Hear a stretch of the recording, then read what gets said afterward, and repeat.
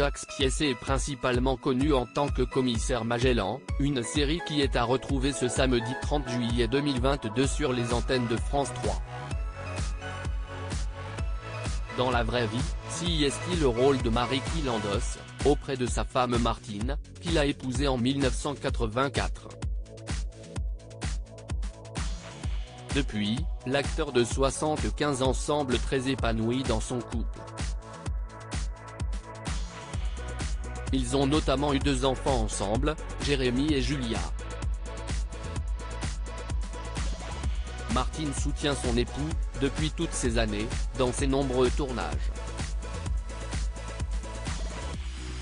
Mais elle est toujours restée dans l'ombre malgré la grande exposition de son mari.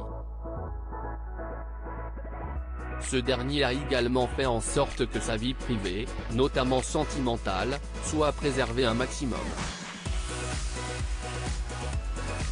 Je ne sais pas faire. Ce n'est pas mon tempérament. Je préfère avoir le cœur des gens qu'être médiatique, expliquait-il en 2014, lors d'une interview accordée à nos confrères de télévision MAG. Rare apparition de sa femme toutefois, si les apparitions publiques de Martine sont quasiment inexistantes, elle dévoilait son sublime visage ainsi que ses magnifiques cheveux roux, un soir de novembre 2010, au Palais de l'Élysée à Paris. Une soirée exceptionnelle au cours de laquelle le comédien Francis Huster recevait, des mains du président de la République de l'époque Nicolas Sarkozy, les insignes de commandeur de l'Ordre national du mérite. Martine prenait alors la pose avec l'acteur, ainsi que son mari. Mais hormis cet événement, elle se fait très discrète. Son mari Jacques Piessé préfère que l'on parle de sa carrière au cinéma ainsi qu'à la télévision. Cela dit, il y en a des choses à dire à ce sujet. Jacques Piessé est un acteur expérimenté, il a joué dans une quarantaine de films au cinéma, que ce soit dans Folie Suisse, 1985, de Christine Lipinska, dans Tout ça. Pour ça.